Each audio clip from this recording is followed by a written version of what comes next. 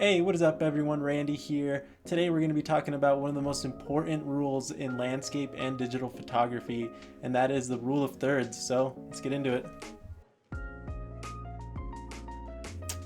So the rule of thirds is a pretty simple principle. What you do is you take your frame or your photograph or your viewfinder when you're looking through it, and you split it up into 9 sections. You split your frame up by using 2 horizontal lines and 2 vertical lines, and where those lines intersect is where you're supposed to put your subject or your area of interest. And you do this because the eye is naturally drawn to those areas versus the middle of the frame. So the eye is naturally drawn to these corners, and putting your subject there or the area of interest is going to make your photographs more pleasing and more dynamic. You're going to want to start using those lines to balance out your frame and to put certain parts of the sky or the foreground into your frame.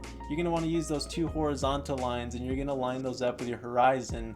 Now you can either choose the top one and you line that up with your horizon, which would mean that you have 2/3 ground, 1/3 sky, or you can use that bottom one and that would mean you have 1/3 ground, 2/3 sky. And that's really just going to be up to you depending on what the scene is looking like. If there's, clouds in the sky with some color, if you're at a sunset, or maybe you have some cool patterns on the ground. It's really just going to be up to you to decide, how much of the frame you want to be taken up by what part of your photograph. Although this may seem kind of like a rigid rule, it's not a rule, it's more so a principle, a guiding principle. So you can break this. You can put your subject in the middle, and you can put your horizon line in the middle, and I break this rule all the time. But I also follow this rule a lot because a lot of the time you can make something really, really pleasing. And really the best way to show you is we're going to hop into Lightroom right now. I'm going to pull up a couple of photographs that I took over the weekend, and we can kind of take a look at how I use the rule of thirds and the type of images that you can get if you start using the rule of thirds correctly. So let's hop into the computer real quick and then we'll come back. Okay, so we're in Lightroom now, and this is one of these photographs that I took just this past weekend in Canyonlands National Park. And this picture, as you're going to see, pretty strictly adheres to the rule of thirds. So I'm going to go over here, I'm going to put on my crop overlay so you can see the rule of thirds come in. And in the video we had the rule of thirds laying horizontal, but you can also do it vertically. So here you see that my sky is lining up with that top horizon line, and then I have this little green shrub with this snow taking up the bottom third, so that's acting as my second horizon line.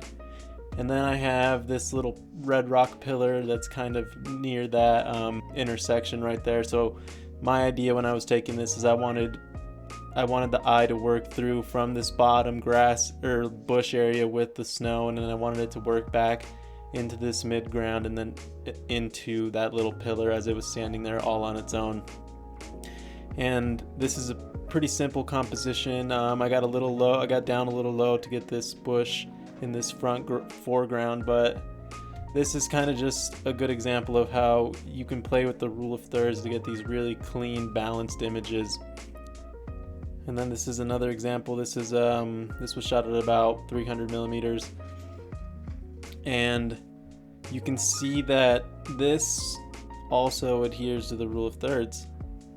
Right there, right on that intersection, my horizon line, the sky, and then the rest foreground. And I just have kind of this diagonal movement that I was trying to capture of this rock getting just all the light was shining on it perfectly, and then having that draw you back towards that pillar.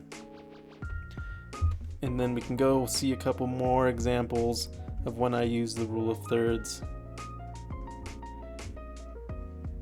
So right here you can see that I put, these were my friends that I was traveling with. I put them right here, right at that intersection, to kind of contrast them and to draw the eye to that, and then draw the eye back as you started to kind of notice the scale of this place. And this was also shot at around 300 millimeters. But you can see that with the rule of thirds, you can get amazing images. If you you could only follow the rule of thirds and you could figure out a way to get really, really good images.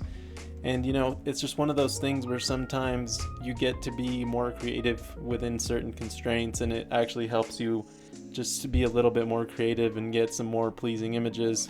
And this one again, this kind of acted as my horizon line. I do have this up here, but I tend to choose the horizon line that's most flat and kind of sticks out in the image. So to me, right here was the horizon line, and these mountains kind of were a little bit more of like where the sky would normally be. So I didn't really focus on this top line as my horizon. I focused it on this because I thought that line kind of drew more attention than the top mountain line.